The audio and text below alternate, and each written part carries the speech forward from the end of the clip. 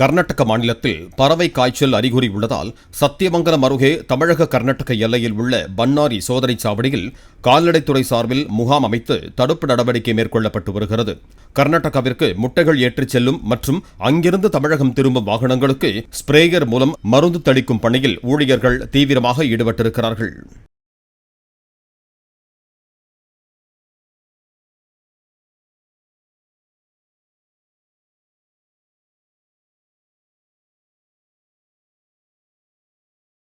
Play store மற்றும் app ஸ்டோரில் இருந்து பாலிமர் செயலியை QR கோடு மூலம் பதிவிறக்கம் செய்யுங்கள். செய்திகளை உடனுக்குடன் பெறுங்கள்.